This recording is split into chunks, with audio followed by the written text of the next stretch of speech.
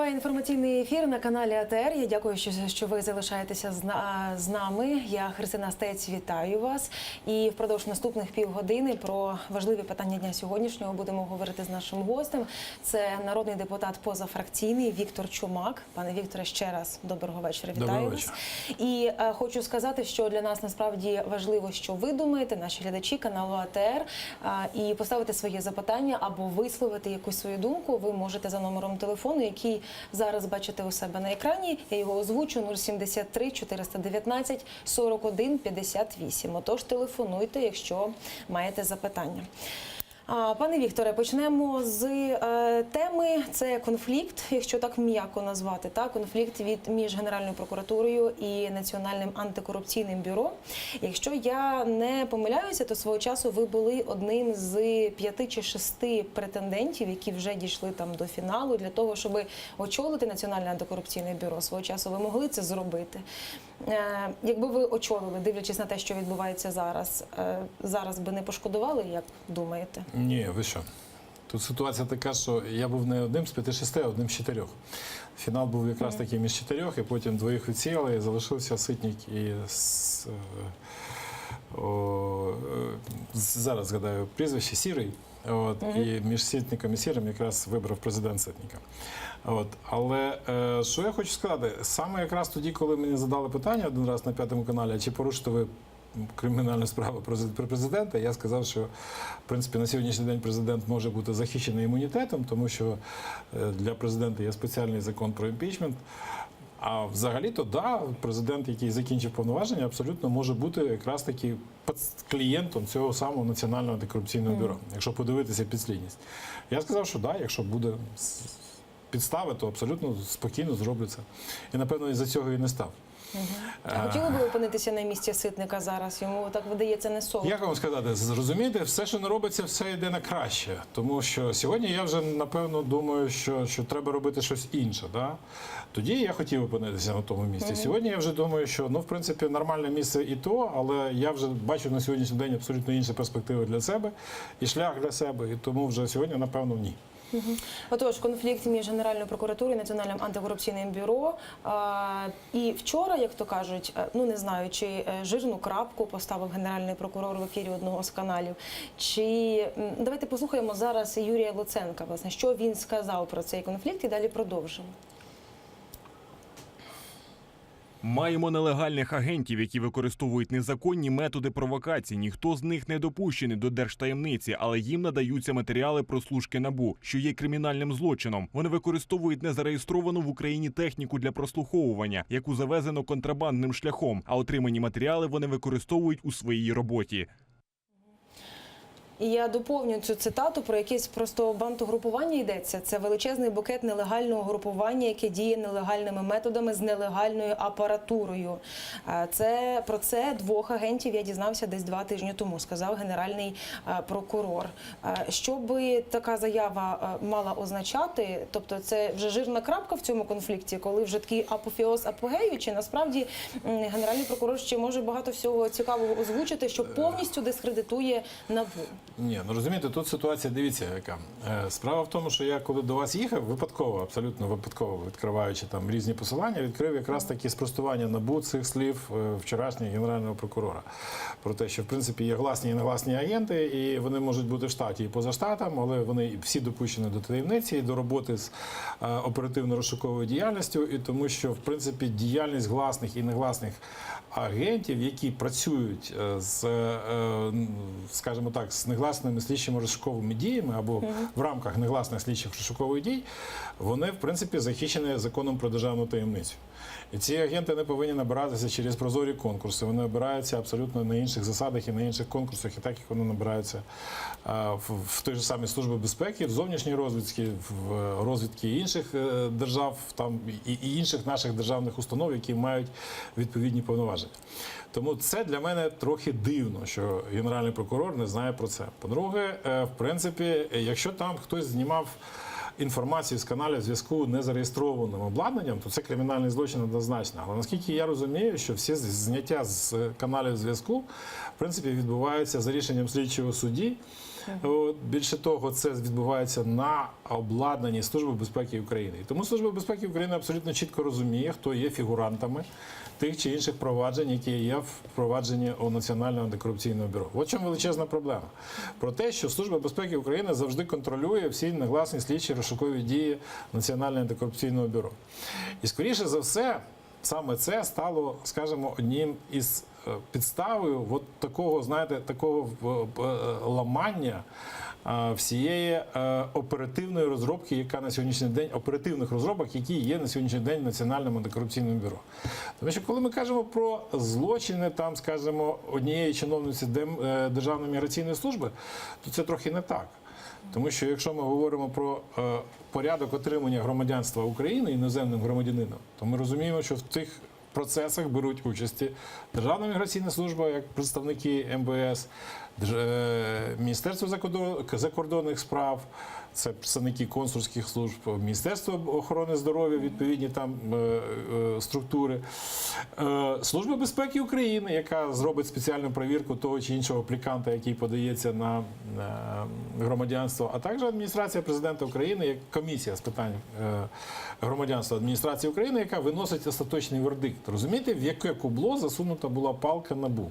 Да? Тому що все для чого це все робиться? Для того, щоб аби дискредитувати НАБУ, я читала деякі з ваших коментарів, ви, власне, говорите про те, що насправді невигідно владі, аби НАБУ функціонувало і аби воно функціонувало так, як було це заплановано. Тобто, наче ми провели реформу, ми створили орган, але ми не дамо цьому органу працювати. Дивіться, для того, щоб була, ну, скажімо, я не люблю слово боротьба, для того, щоб протидія, да, корупційним злочинам, корупційним правопорушенням в країні була ефективна, вона повинна мати 3 складових, як мінімум 3 складових. Перша складова – це ефективне законодавство. У нас є нормальне, хороше антикорупційне законодавство. Причому і на рівні процесу, на рівні матеріальних норм у нас абсолютно все нормально з законодавством. Воно абсолютно відповідає нормальним європейським стандартам. І Конституція одна з найкращих. І Конституція у нас одна з найкращих. От послухайте, те, що я хочу сказати. Для того, щоб ми, коли писали все це і робили, і створювали НАБУ і НАЗК, ми вивчали ж досвід, да? Як, в принципі, ефективно справлялися з цими проблемами інші країни. Потрібно 3 складових. От перше – законодавство. Добре є. Друге – це нормальні, ефективні інституції, які повинні протидіяти корупційним проявам, корупційним злочинам, корупційній діяльності, превентивній і правоохоронній. Ми створили такі 2 інституції – НАЗК і Національне антикорупційне бюро. У нас всього 2 нових інституції. Кажуть про що ми створюємо купу нових органів. Нічого подібного.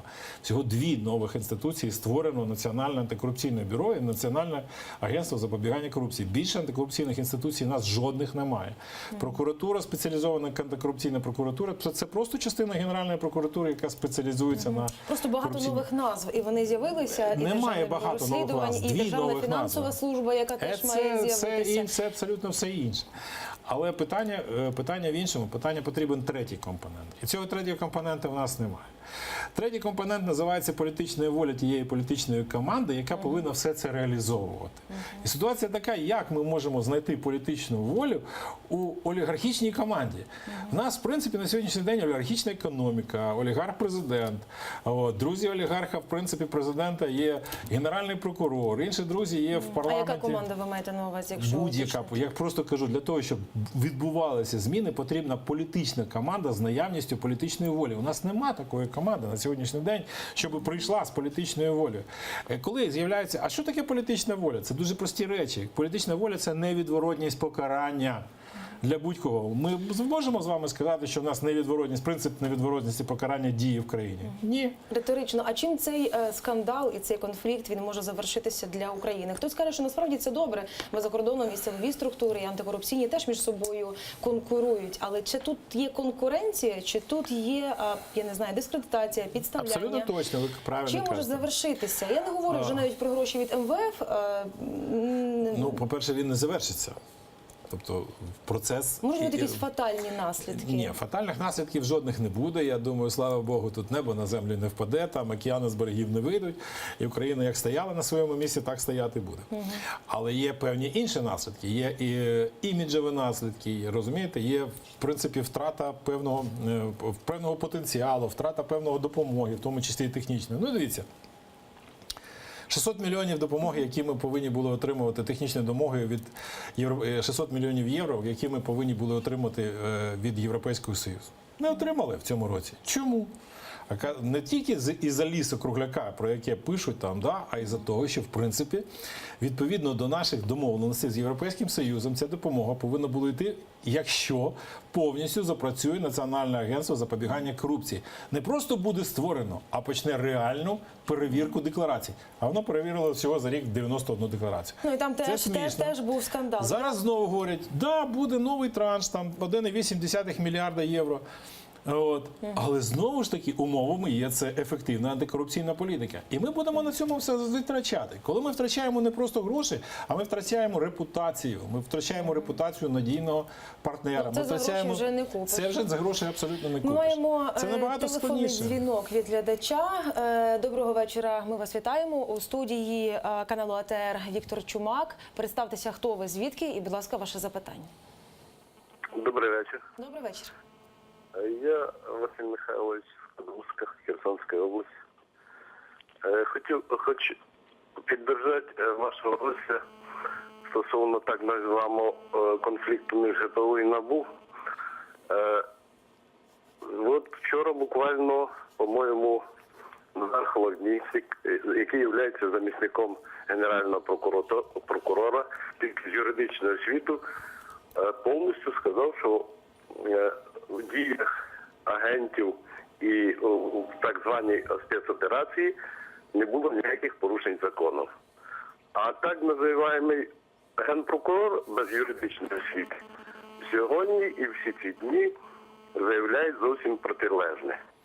Тому моя думка в тому, що скільки б ні старались і ходять ці всі Порошенкові, сказати про роботи, по всім каналам і питаються наїхати на НАБУ і питаються, а причина в чому? Порошенко не зміг взяти під контроль НАБУ. Всі остальні органи СБУ у нього повністю підконтрольні, Генпрокуратура без юридичної освіти, а НАЗК у них немає ще питань. 1,5 мільйона декларацій, все простудировано, так називаємо 100. До них нема претензій. А людина, Ми зрозуміли яка... вашу думку. Можливо, у вас є запитання? Яке питання? Ну, я тільки хочу виразити підтримку так, нашим борцям в парламенті за світле наше будуще. Общество вашого гостя. Я вам дякую. Я вам дякую. За це абсолютно правильно. Абсолютно правильно. І ситуація така, що, розумієте, ще рік назад я написав, і ви можете там десь перевірити, в мене на Фейсбуці є, що, в принципі, 16-го року почалася така атака не просто на НАЗК, НАБУ або на інші органи, почалася атака на антикорупційну політику. Тому що якраз таки саме дискредитація антикорупційної політики і людей, які її собою обособлюють, це буде головне. Головне, щоб дискредитувати саме їх, головне показати, що вони абсолютно не взірець, що вони такі ж самі, що у них теж саме є там якісь скелети свої власні в шкафу і таке інше, для того, щоб люди не повірили в те, що взагалі є можливість вийти з цього болота корупції. От, власне, про цю таку фатальну загрозу, як наслідок, я, власне, і мала на увазі. Отож, корупція є там, де є гроші, а де є великі гроші, є велика корупція. Далі будемо з вами говорити про гроші, гроші наші, платників податків. Це державний бюджет на 2018 рік. І сьогодні спікер парламенту озвучив перспективу про те, що 7 числа вже може бути він проголосований проект бюджету, і начебто є більшість, яка готова його підтримати. Ви ознайомилися вже безпосередньо з цим документом на багато сторінок? Ну, повністю ні, так пройшов його, знаєте, але я за нього голосувати не збираюсь. От в чому проблема. То, що я вважаю, що він достатньо корупційний. Я сьогодні от вже говорив про те, що як можна голосувати за бюджет, в якому є просто-напросто 150, реально, ну, можливо, не 150, можливо, менше трохи, але 120-130 політичних хабарів. для політичної корупції. А що ви маєте на увазі? А це є так звані гроші бюджету, які виділяються депутатам на мажоритарні округа, які називаються на соцекономрозвиток, на розвиток регіонів, там території, розвиток регіонів, фонд розвитку регіонів. Він повинен бути, а зараз виділяють на соцекономрозвиток. Це, в принципі, виділяють депутатам як хабар за голосування мажоритарникам за самий бюджет. І не тільки за бюджет, а й в подальшому за відповідні законодавчі акти. За відповідні законодавчі акти уряду, для того, щоб уряд був підтриманий. В принципі, ці гроші, я не скажу, що йдуть в карман депутатам, я ж не можу це сказати, але це гроші за політичну лояльність. Це гроші за некритику, це гроші, які виділяються за те, щоб були підтримані ті чи інші урядові ініціативи, хороші вони чи погані, щоб вони просто-напросто підтримувалися. Є ще одна проблема з цими грошима, які виділяються. Вроді би вони йдуть, і вроді би за них будуються дороги, за них створюються школи, там будуються школи, там ставляться якісь дитячі майданчики, ще щось таке, там, знаєте, але в кінці кінців, коли ми починаємо дивитися в підґрунтя, хто це робить, то виявляється, що це все роблять компанії і фірми, які дуже близько наближені до цих депутатів. І оце є якраз таки політичною корупцією, тому що це гроші наших податків з вами. Ну, і на деякі округи йде більше грошей, А ніж на деякі скажімо, на округи, я інші. знову ж таки кажу, я приїхав зараз з Чернігівської і з Сумської області. Там мені розказували речі, які треба ще перевірити, звісно, але там виділяються фантастичні гроші, які освоюють на будівництво доріг дуже близькі компанії до певних депутатів. Ну, бо це мажоритарників. багато журналістських розслідувань теж І моїх от я колег. думаю, що якраз це є саме величезною проблемою цього бюджету, тому що він наскрізь корупційний і наскрізь лобістський. Про фантастичні От. суми ми продовжимо, але кажуть мені про те, що до нас ще хтось додзвонився. Доброго вечора, ви в ефірі каналу АТР, Віктор Чумак. У нас в гостях, будь ласка, хто ви, звідки і яке у вас запитання? Це ви мене спрашуєте? Так, доброго вечора, ми вас чуємо. Назвіться, хто ви, звідки і поставте своє запитання. Добрий якщо ви... вечір. Я Анна.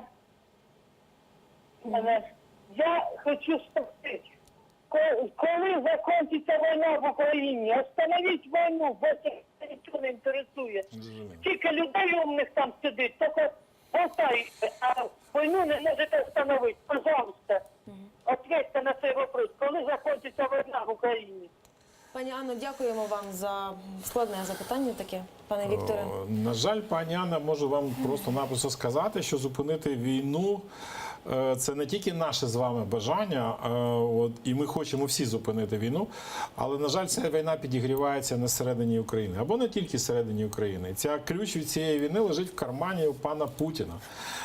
Її можна зупинити двома методами. Її можна зупинити або двома наслідками, або двома якимись там наслідками закінчення цієї війни. Або перемогою, або поразкою. Поразка – це буде, в принципі, попадання країни в повну залежність від Російської Федерації в різних формах.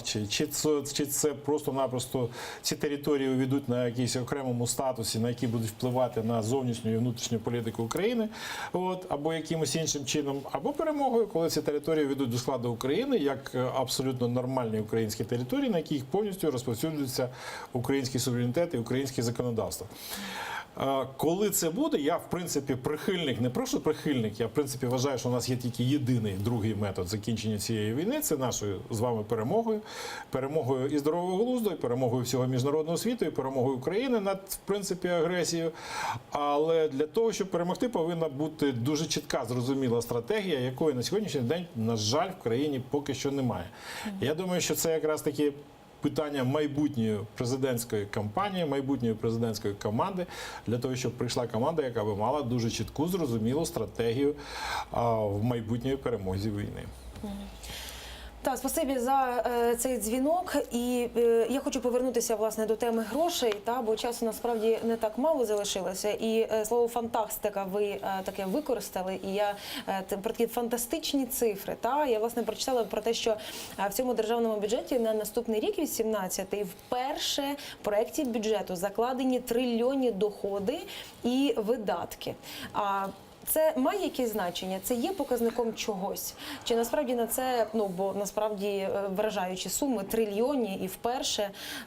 Це просто-напросто ми перейшли через суму трильйонного доходів від державного бюджету і видатків на суму через трильйон гривень. Якщо порахувати, перевести це в доларовий еквівалент, то це не також дуже багато буде, тобто це не буде там величезної суми по відношенню до доларового еквіваленту, де розраховуються цифри, які впливають на реальні доходи громадян. Зрозуміло, що після підняття заробітної плати до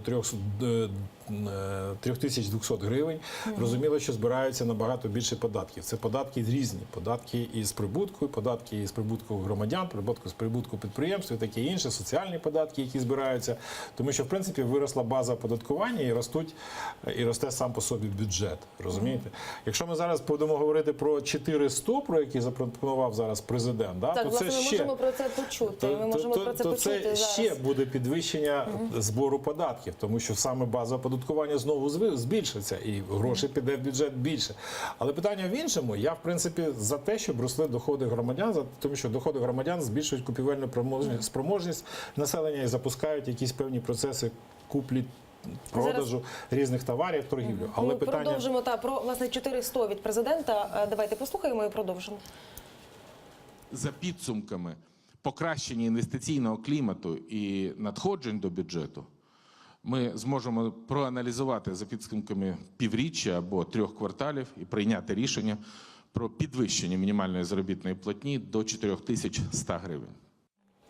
Ви говорили про майбутній парламент, майбутній президент. Це вже передвиборча кампанія розпочалася? Абсолютно Передвиборчі точно. обіцянки? Да, абсолютно точно. Розумієте? Тому що, в принципі, 3200 це було Гройсмана, а 400 це буде вже Порошенка. Тобто кожен має своє щось абсолютно дати? точно. 3200 це було від Гройсмана, а 400 буде від президента, і це буде як іти, як, в принципі, один із меседжів там майбутньої виборчої кампанії. Це абсолютно зрозуміло. Так от, якщо хочу сказати, що підвищення якраз таки грошової маси, збільшення, воно, в принципі, і підвищує купівельну спроможність населення, а одночасно запускає дуже серйозні інфляційні процеси.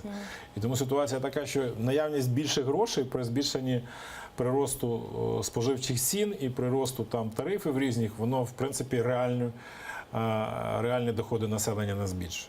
І от в тому є величезна проблема. Розумієте? Тому що яка різниця, у вас буде там, було 10 тисяч в кармані, у вас буде 15 тисяч гривень, але щось стоїло, там, буханка хліба стоїла 10 гривень, але буде стоїти 15 гривень. То, розумієте, все це буде паритетно.